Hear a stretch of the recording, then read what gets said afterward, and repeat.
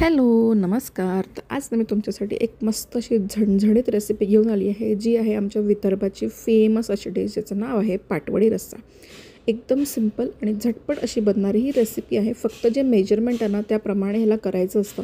आणि वड्या परफेक्ट होण्यासाठी ना, मी इथे सगळं तुम्हाला डिस्क्रिप्शनमध्ये सामान दिलेलं आहे. त्या हिशोबानेच आपल्याला सगळं साहित्य घ्यायचं आहे. फक्त रस्सा तर ऑलमोस्ट जमूनच जातो. फक्त जो प्रॉब्लेम असतो तो असतो वड्यांचा. तर ते पण तुम्ही व्हिडिओ पूर्ण बघा. तुम्हाला कळेल की आपल्याला ही वडी एक्झॅक्टली कशी पाडायची, जेणेकरून ही रस्स्यात गेल्यावर विरघळणार नाही. सगळ्यात पहिले आपण एक मसाला बनवून घ्यायचा, ज्याच्यामध्ये मी खोबरं घेतलं आहे. खोबरं कोरडं भाजून घ्यायचं आहे. आता खसखस आणि तीळ हे ऑप्शनल आहे, नाही घातलं तरीही चालतं. खसखस छान भाजून घ्यायची. तुम्ही आता इथे मी कांदा जो आहे तो स्टोववर भाजलेला आहे. तुम्ही ना ह्याला बारीक बारीक चॉप करून तेलामध्ये सुद्धा फ्राय करून घेऊ शकता. 2 टोमॅटो टाकायचे आहे ह्याच्यामध्ये आणि जितकं कमी पाणी टाकता येईल तितकं कमी पाणी टाकून आपल्याला याचा मसाला वाटून घ्यायचा आहे. आता इथे ना मी 2/3 कपचं जे मेजरमेंट असतं त्यांनी बेसन घेतलेलं आहे. आता तुम्हाला दाखवायचं म्हणून मी एकदम मेजरमेंटने दाखवते, कारण या वड्या ज्या असतात ना, पुष्कळ वेळा काय होतात ना, रस्स्यात गेल्या की विरघळतात किंवा सेट होत नाही. तर हा प्रॉब्लेम नको यायला म्हणून मी तुम्हाला एक्झॅक्ट मेजरमेंटनी सांगते. एक अशी उंचशी प्लेट घ्यायची, त्याला तेल लावून घ्यायचं आणि साईडला ठेवायचं. इथे थोडंसं तेल घ्यायचं. याच्यात भरपूर तेलचा वापर करायचा नाही, जितकं कमी होईल तितकं कमी वापरायचा. इथे ना मी लसूण, मिरची आणि जिरं असं एक हलकं ओबडधोबड वाटण करून घेतलं होतं. 2 मिनटं परतवायचं. हिंग कंपल्सरी घालायचा, थोडासा हिंग घालायचा आणि त्याच्यानंतर ना ह्याच्यामध्ये पाणी घालायचं. तर 1.5 कप पाणी घातलं आहे. 2/3 कप बेसनला 1.5 कप पाणी घातलेलं आहे. थोडीशी कोथिंबीर घालायची आणि दही घालायचं. दह्याने ना एक छान असा आंबटपणा येतो त्याला, म्हणून घालायचं.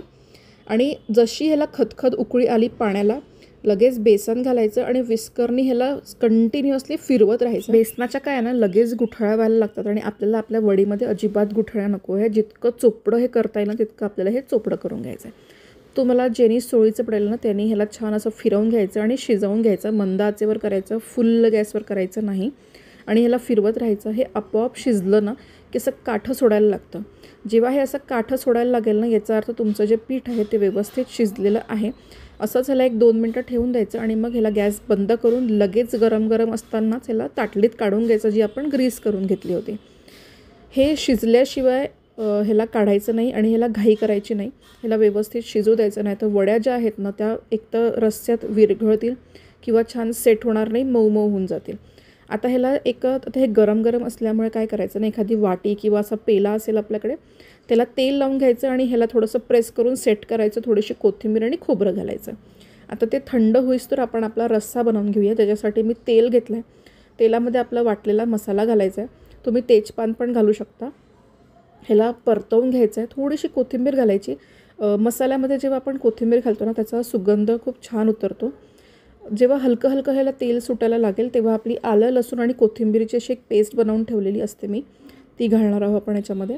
ती घालून पण ह्याला चांगलं परतवून घ्यायचं. तेल सुटायला आलं की आपले जे मसाले असतात ते घालायचे. त्याच्यामध्ये आपण घालणार आहोत हळद, लाल तिखट. आता तिखट तुम्ही तुमच्या आवडीनुसार कमी जास्त करू शकता. ही भाजी जरा झणझणीत असते, मग मी तिखट थोडं जास्त घालते. काळा मसाला घालायचा आहे. धने जिरे पूड घालणार आहोत आपण याला.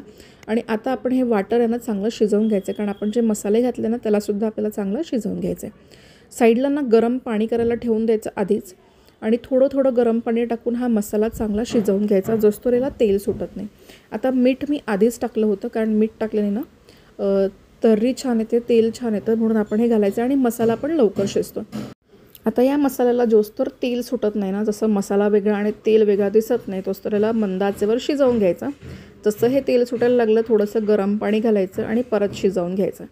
आता तुम्हाला रस्स्याला जेवढं पाणी हवं आहे तेवढं घालायचं. कसं आहे, बेसन आपण ज्या वड्या टाकणार आहोत ते शिजल्यानंतर अजून रस्स्याला घट्टपणा येतो, त्यामुळे थोडासा रस्सा पातळ ठेवायचा आहे, पण खूप पाणी नाही करायचं आहे आपल्याला.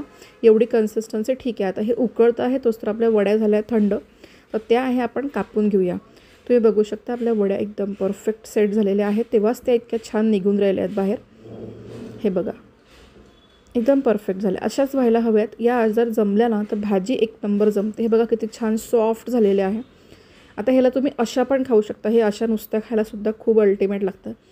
तर अशा आपल्या वड्यासुद्धा बनवून तयार आहे. इथे आपल्या रस्स्यालासुद्धा उकळी आलेली आहे. रस्स्याला जोस्तोवर उकळी येत नाही तोस्तोवर त्याच्यामध्ये वड्या घालू नका, नाहीतर त्या सगळ्या विरघळून जातील. त्या किती छान सेट झाल्या असल्या तरी. हे बघा आपल्या रस्स्याला छान अशी खदखद उकळी आलेली आहे. उकळी आल्यानंतर त्याच्यामध्ये सगळ्या आपल्या वड्या घालायच्या, थोडीशी कोथिंबीर घालायची आणि फक्त 1 ते 2 उकळी आली की गॅस बंद करून टाकायचा. खूप ह्याला उकळायचं नाही. 1 ते 2 उकळ्यांमध्ये ही होऊन जाते. आता बघा आपली ही भाजी मी तुम्हाला थोडीशी गार झाल्यानंतर दाखवते. आपली एकही वडी जी आहे ही अजिबात विरघळली नाही आहे किंवा तुटली नाही आहे. एकदम परफेक्ट जशी टाकली होती तशीच आहे. सो ही भाजी तुम्ही नक्की ट्राय करून बघा. खूप अल्टिमेट अशी लागते. त्यात सिंपल आहे, आपण खूप असं काही मसाल्यांचा वापर पण केला नाही आहे आणि वड्या पण परफेक्ट बनलेल्या आहेत. त्यामुळे ही रेसिपी नक्की ट्राय करा आणि कशी झाली मला सांगा. चॅनलला सबस्क्राईब करा, शेअर करा, कमेंट करा. थँक्यू.